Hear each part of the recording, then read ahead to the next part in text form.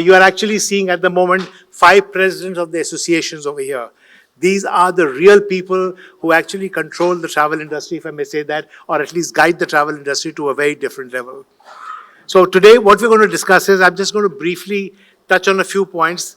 I'm not going to say all that lecture people said, tourism is big in India, aviation is very important, it creates jobs, big investments, connects India. But what is the potential? We all know there's a huge potential, and globally we should be somewhere else. The question is, today the question is, are we where India should be? That's something which we're going to ask the presidents of the association. The real question is, why are we still behind, if we are behind? What is holding us back? Is something holding us back? Is this the policy? Is it our infrastructure? Or is it our own selves in the industry itself? And are we ready to work together for a strong voice? That's something which we're going to ask the presidents to talk about. Because growth will only happen if we are aligned and not working in silos. Today's discussion is about clarity, honesty, and what we need to change going forward. Here I'm going to request the panelists also, lest we're not going to get into what I call is government bashing and saying, government ne ye nahi kiya, ya. It's all about us. Because travel and tourism was all about us. Because if you remember, when we all started, in fact, all of you over here, when we all started our businesses, we did not expect anything from the government. Let's be honest. We started the government, we said we'll do it on our own, we'll make it into a success, which we did. That's why we're all sitting here. That's what it is. Why now? That is basically the question. So let's not wait any longer. I'm going to start with our senior most member over here, Mr. KACHRU, who is also the president of the Hotel Association of India. Sir, let me start with you. Everybody's talking about and thinking about is hotel prices. Itne महंगे hotel, kya karo, things of those kind. So why are we pricing? Are we pricing ourselves too high and making India less competitive globally? Is that what it is? Because if I look between our neighbors, it's more expensive to come to India than I can go to Southeast Asia and all that. In fact, Indians themselves say it's better to holiday abroad than holiday in India. So what are your thoughts on that, please? Thanks, Sanjeet, and compliments to Mr. Goel and ICC for organizing this. I think let me go back to from where you started. I think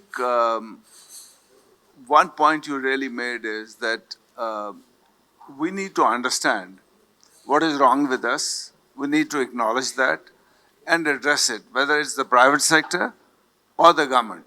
I think both parties. And, at least in tourism business, whether it is hospitality, aviation, adventure, or any other vertical, MICE, I think unless there's collaboration as a package, things are not going to work.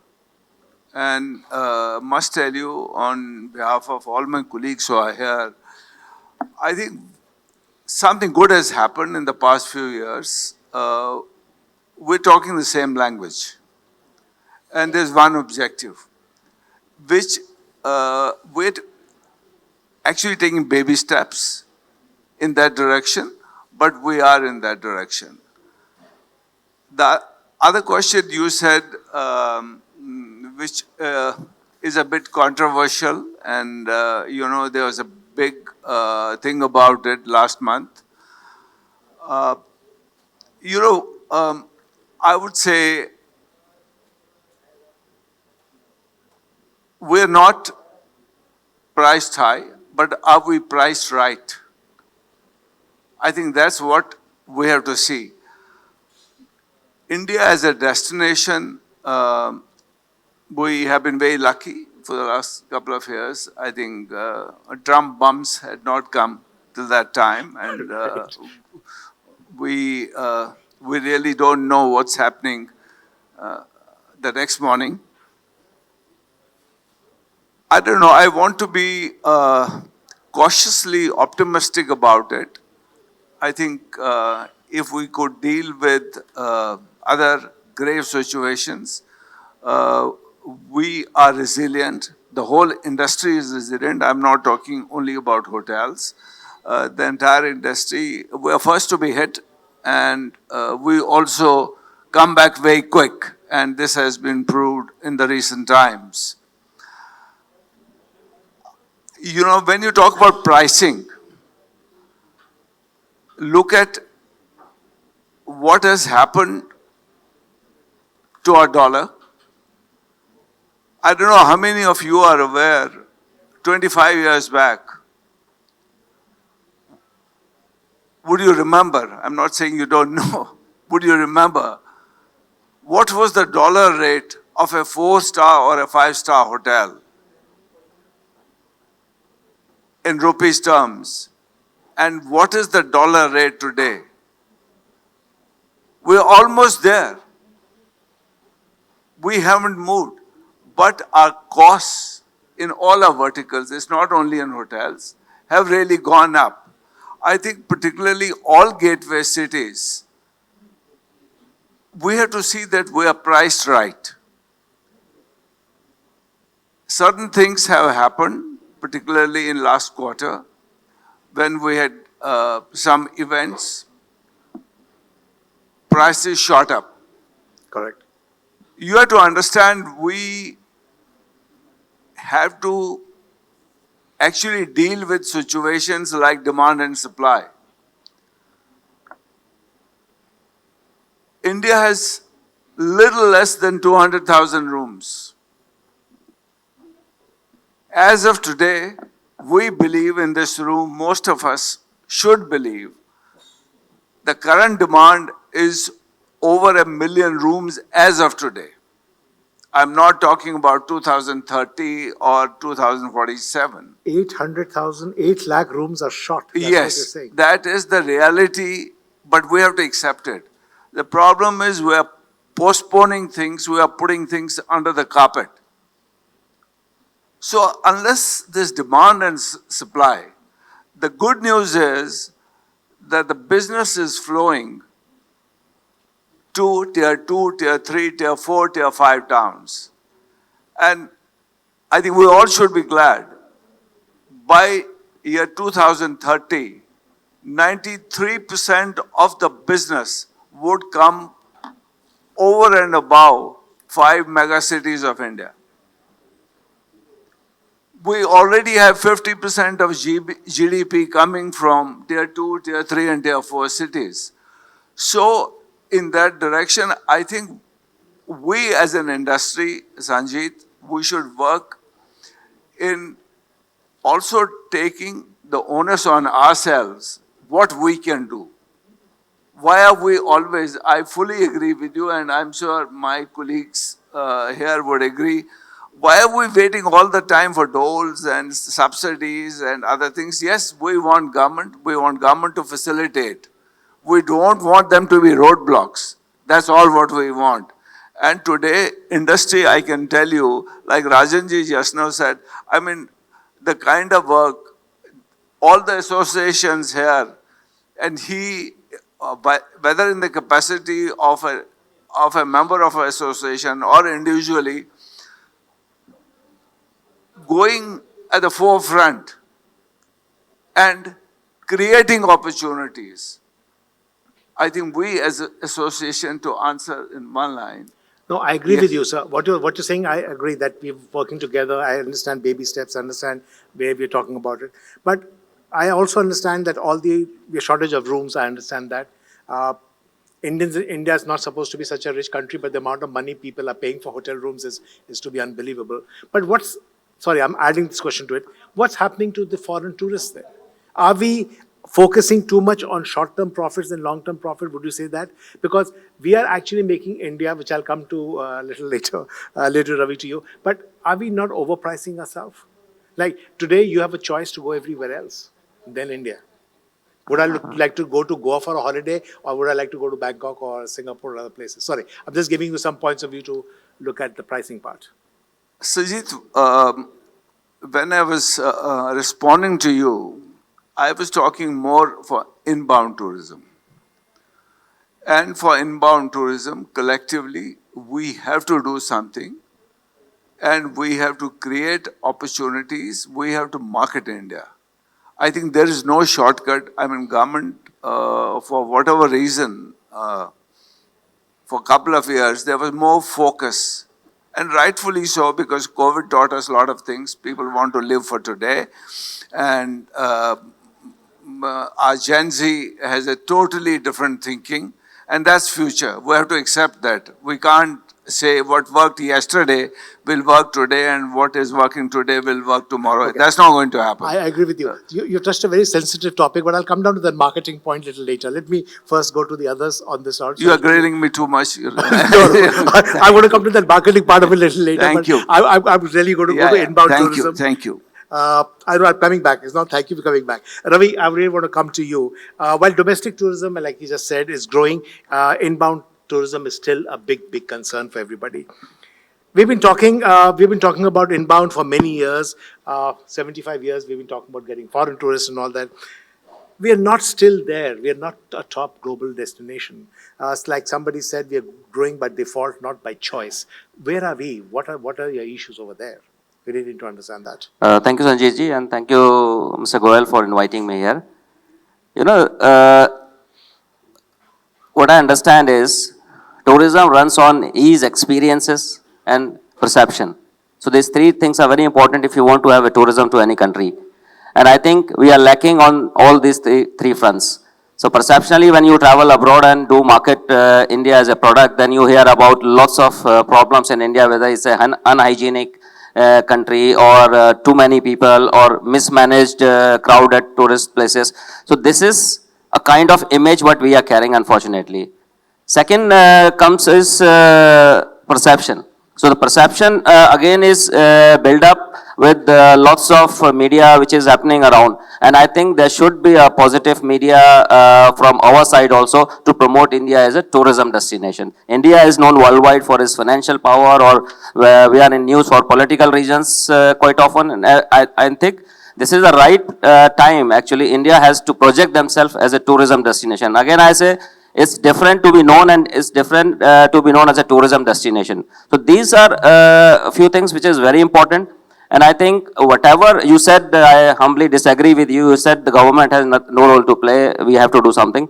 See, whatever tourism, inbound tourism we have in the country, it's only the efforts of the industry.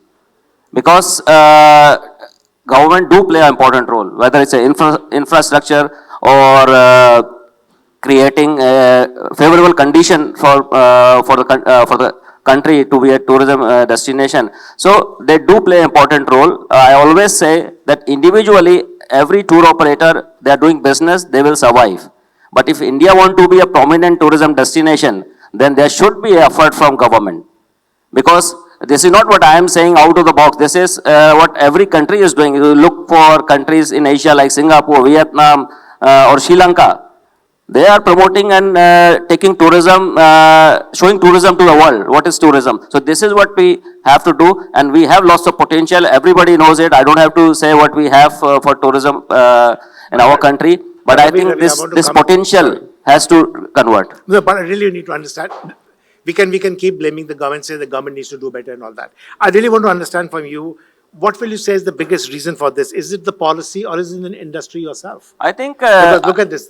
You said about 500 inbound operators kind of situation in this whole big country of ours. So is it policy or is it the industry itself? Definitely, I think policy is one of the most important thing. I've been requesting ministry to, or the government to regularize the industry. They should have a mandatory registration for everyone who is doing, who's working as a tourism service provider, tour operator, travel agent, or MICE operator, whatever. Because unless until you have this data will never increase. There are more than 100,000 travel agents, tour operators in India, but they are scattered.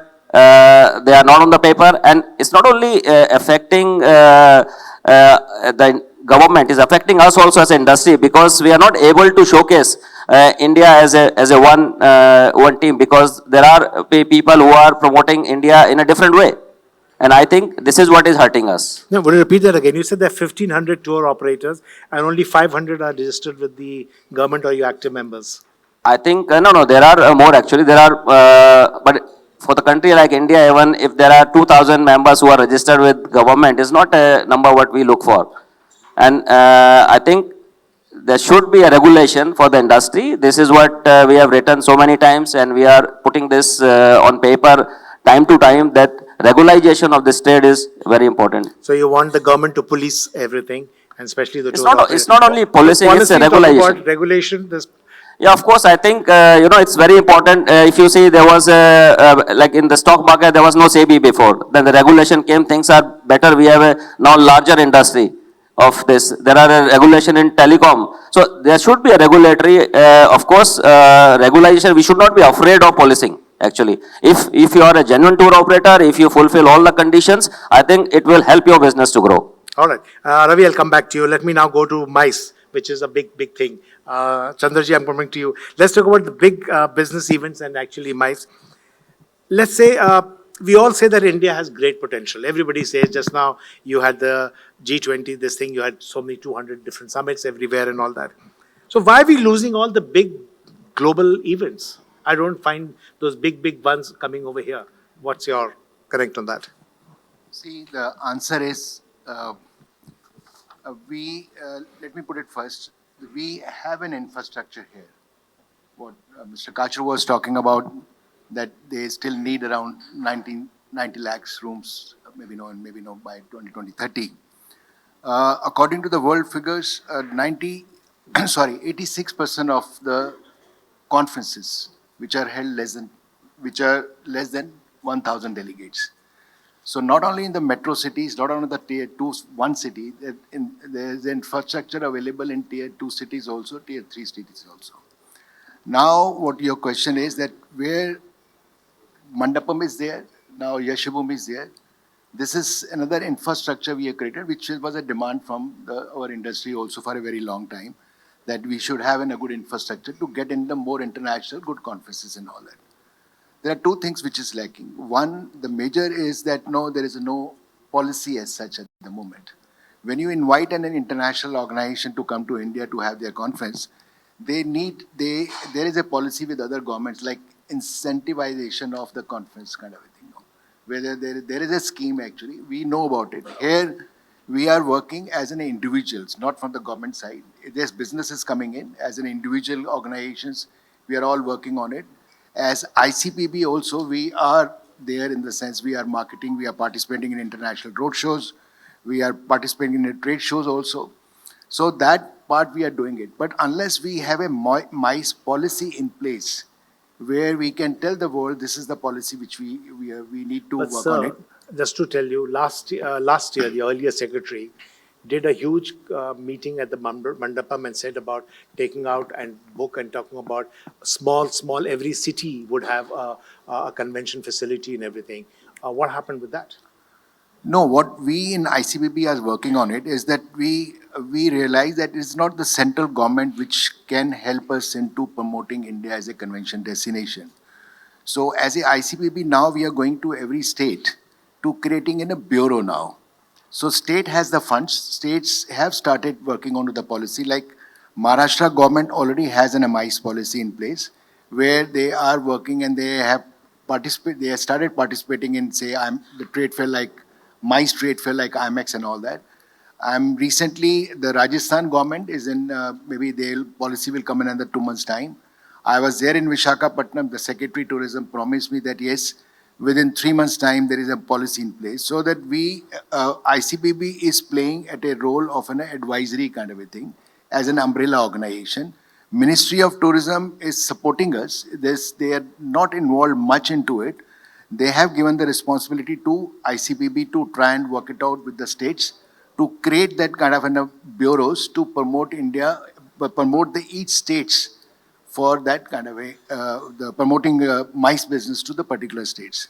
The only thing which is missing, what Ravi is also saying, there is no centralized agency to market India as because once the Visakhapatnam goes, he doesn't know, the world doesn't know about the Visakhapatnam or Andhra Pradesh. They know about India. So the marketing has to be done by the central government, which is not there. What we are telling in the Ministry of Tourism is that, look, take ICPB as a central marketing agency to market India as a convention destination. That is the basic thing lacking actually at the moment. One thing which you mentioned, I'm going to ask you again very clearly. You mentioned about incentives which need to be paid by the government. Agar government incentives nahi de, there is no incentive paid, will we get MICE? Yes, now that we have taken a step talking to the state governments.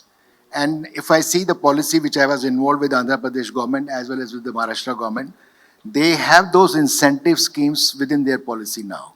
So this is a good news for all of us in the convention industry that yes, it is not the center government, even in the center government, which you are talking about a conference in the interaction with the minister in Mandapam, he agreed kind of a thing with us also when I was proposing for an MDA scheme. They said, yes, we are going to work on an MDA scheme and then will be launched very soon. So we are working on with the central government also, but what we felt as a convention industry professionals that yes, states can be more helpful for us to promote their own states kind So of. if the incentive doesn't come from the center, it's come from the states. That's what we're It's trying coming to from look the at. states. All right, I'll come back to you a little later on this. Now I need to move on to AJEET, adventure tourism, adventure man kind of situation. AJEET, everybody's talking about adventure tourism is growing fast. I really want to ask you, and what Ravi also mentioned, that there's a huge perception problem. He talked about India. I'm asking you is, are our safety standards strong enough that we are risking our reputation? Because the point is, when you hear one or two instances, they go all over the world. And God forbid, if it's a foreigner, it is. So are our standards, and who's going to look after that? Who's responsible for that? You're absolutely right, Sanjeev ji. Let me begin by just putting some global figures here. In 2024, adventure tourism was a $683 billion industry.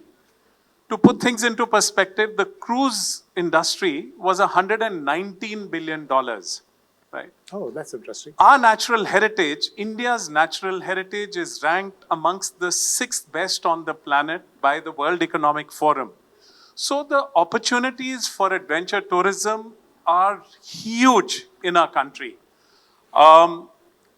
The worry today is regulation. Tourism being a state subject, there is no entry safeguards in our country. Anybody can, for instance, today buy a paraglider, a tandem paraglider, and start taking tourists down, which we've seen has led to a lot of accidents and issues, right? Our vision today, as the Adventure Tour Operators Association of India, I'm here wearing two hats, both as Faith and ATOAI, but our vision is that ATOI vision is that we need to be ranked amongst the 10 best in the planet for adventure tourism. Correct. By 2034. So we now have a national board for adventure tourism with the Ministry of Tourism. It's chaired by the Secretary Tourism. We are coming up with a national framework for regulating adventure tourism.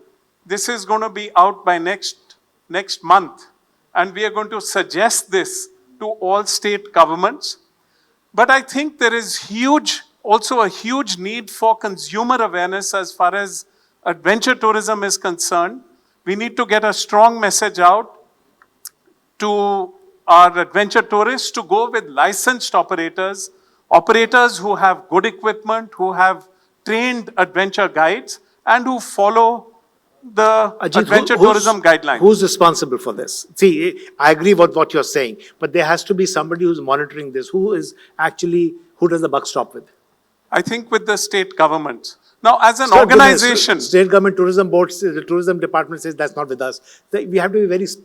You see, Sanjeev ji, tourism is a state subject, and adventure tourism does regulating it, and it does come under the purview of our state governments. Having said that, as an association, we have come up with the adventure tourism safety guidelines, which we have shared with all state governments.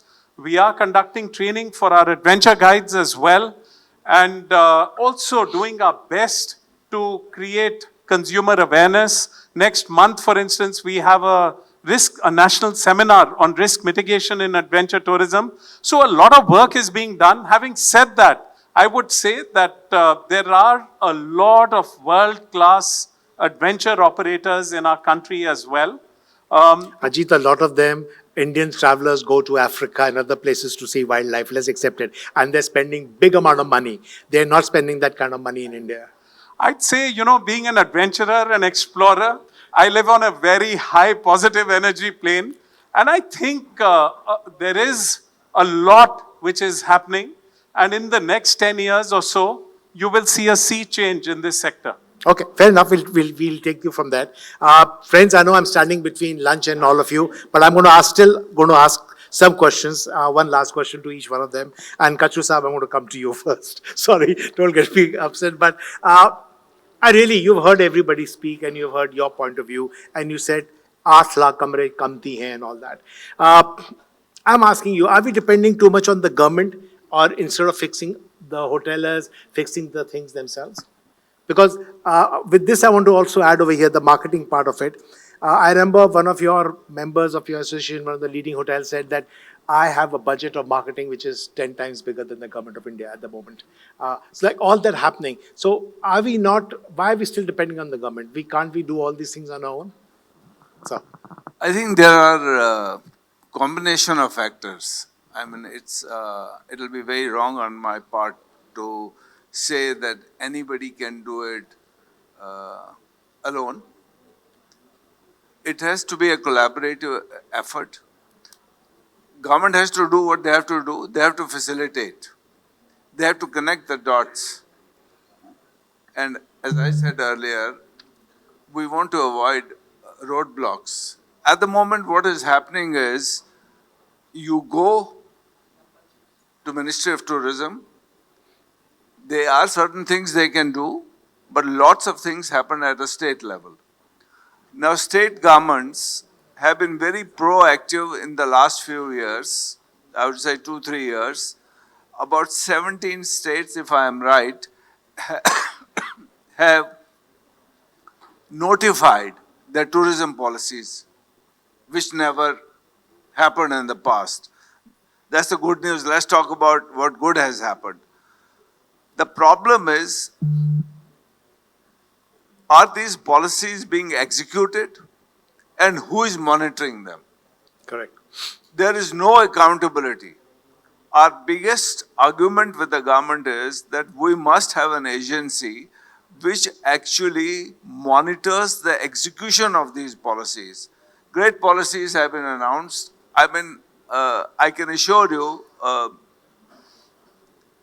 I'm still being conservative. At least 50% of the audience here does not even know what is actually documented in those policies. Even the incentives. Government of India announced about almost a year back that we're going to announce 50 new destinations. We all were very excited because we assumed a lot of things will happen in terms of infrastructure and other things. That kept on hanging. But some of us in our formal meetings asked the officials concerned, why is it the best kept secret? Why don't you announce which are those 50 cities? Private sector will move in, they'll plan themselves. By announcing 50 cities won't help. Now, if you connect these dots, you will know everybody has to work together. And I think our industry also has to realize that we have to be proactive. No, I agree with you, sir. You correctly said government bashing will not help. Because some will sympathize with you, some will say, okay, they will do their best, some say it's not possible, but the person who signs the check feels the pain of what numbers he writes on the check. So all of us, Sanjeev, I have had the fortune of being on the both sides of the table. I used to work for the government. And I am now part of the industry, private sector. I feel we have to do our part and create situations when we can get everybody together. Sir, agreed with you. I'm not even sure if the government themselves know those 50 cities are. They're still debating about that. But anyway, I'm not going to... No, I think things are moving. To be optimistic, I think things are moving, and we're lucky to have the present lot. They are doing their best. You are correct. I agree with you. I like to move on. I like to again come back, Ravi. I'm coming to you. I know you talked about the government. You need marketing plans. You need to do all things. Now let's figure the central government. Simple one question. What about the state governments? Why are the state governments not doing the marketing and putting onto your request what you're looking at? See, we have signed MOU with many states in India, and we are working very closely with them when it comes to marketing. They take our suggestions time to time, whether it's about which fairs they have to go, what kind of marketing they have to do. They take suggestions, and our state chapters are working very closely with them. In fact, when they go on exhibitions, it's our members who are participating from that particular state. Ravi, when it comes to WTM, ITB, and other ways, why can't we have states taking the lead if the central government is not? No, there are, I think, 14, 15 states are going on average to this big fairs. I think there should be more. But again, I said there should be I'm always advocating the marketing should be a centralized with India as a forefront.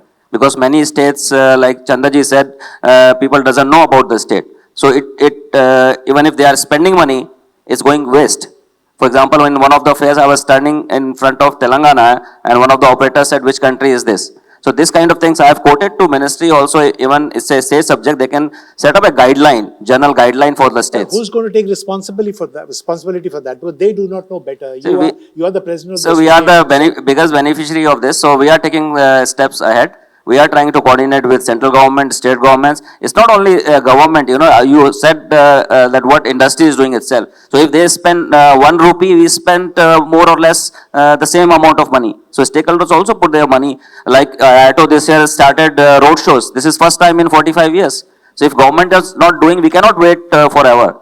So we are going ahead, and whatever we can do with the states or hotel partners, airline You're going to now partners. take responsibility as IATO president to teach the states and be with them at the international level, at the global events they participate. Yeah, Correct? this is what we are doing, and No, say yes. You see, need it's to. we will do for sure. But the thing is, all the state officials, bureaucrats, I have nothing against any one of them. When they come for a very short period, and they don't have any idea about tourism. And when they get to know tourism in 1 or 2 years, they are posted again. So this is a big problem. I think there should be the policies are there, like Mr. KACHRU said. But again, the policies are not very well going down to the people. Like one of the journalists had once told the Minister of Tourism that why are you more secretive than the Defense Ministry themselves?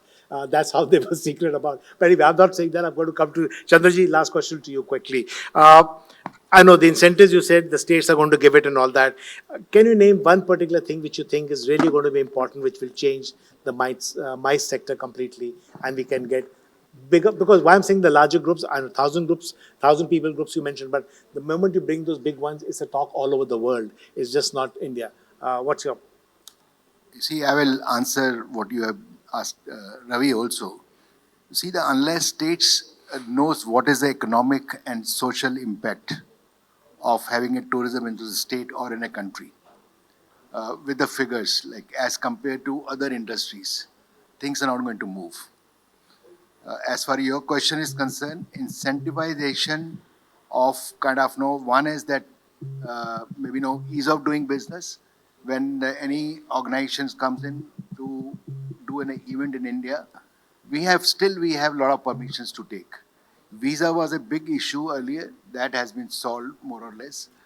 But these are the issues which the international conferences where they are reluctant to come into India. Major is the ease of doing business kind of thing. When they come in So your here, bureau will answer those questions? You said now you're getting those new bureaus coming in. Yeah. Will that be the answer to all these? that is the answer, because now we are not going to, ICBB has taken an advisory role with all the state government now. We have written to all 28, 29 states. We are meeting them now. And what we are trying to tell them is not that we are telling them how have a convention business for that kind of. We are going with the figures. What is the economic effect? What is the social impact of having in a conference in a particular city? That is one we are doing it. And bureaus, when the bureaus are created, they are very independent of going in. I look at Rajasthan has already announced last year, they are going to have a mandapam, same kind of a mandapam in Jaipur. Vishakhapatnam has also coming up with a same mandapam in Mumbai or But in ये Nasik. कब तक होंगे sir? ये ना कि बहुत देरी हो जाए. That takes time in the sense because earlier what we have been talking about, whether it's a tourism or an adventure or whether it's a MICE business, we have been talking about let's promote tourism kind of a thing to a particular state or maybe in a MICE business. But unless you go now, whom you are competing now, state has to have a allocation of money. They will look into it where they're going to, state is going to get maybe no returns on that particular investment. But if we go and talk to them, ki, look, this is the economic effect. Like I'll tell you one example. A delegate, when he comes to any particular country or a state, he spends around maybe $1,850 in an average of 3 days. And a tourist comes to any particular state in a country, he spends around $650. There is a 3 times more than what the conference delegate is spending. So the states what- have to buy that. Once they agree on that, State has to be convinced that yes, there is an economic effect and there is a social impact also. There is a Perfect. knowledge sharing also when I'm talking about the so convention. that industry. ICPB is going to do with the states. And Yes, the we have bureaus. taken All the right. responsibility on ourselves to go and as an Fair advisory enough, body. sir. I need to move on. The last question, Ajit, I'm going to come to you. This is something which is, you're saying that the adventure part is 6 times bigger than the cruising industry, just for this whole thing. Now, keeping that in mind, you are honest enough to say that what the situation is and who's going to monitor it and somebody has to do it. Let's ask you, is there an uncomfortable truth about the industry that we don't know and we should all know about it?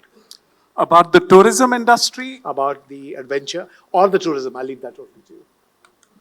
well, But we want India right there, and adventure is a major portion of that. And if you say it's so big, then what's that uncomfortable truth? I think the uncomfortable truth is that while some states are very proactive, they have their act together, there are others that have a more lackadaisical attitude about regulation. I think, like driving, for instance, there is need for regulation here. All adventure tour operators need to be, they need to be recognized.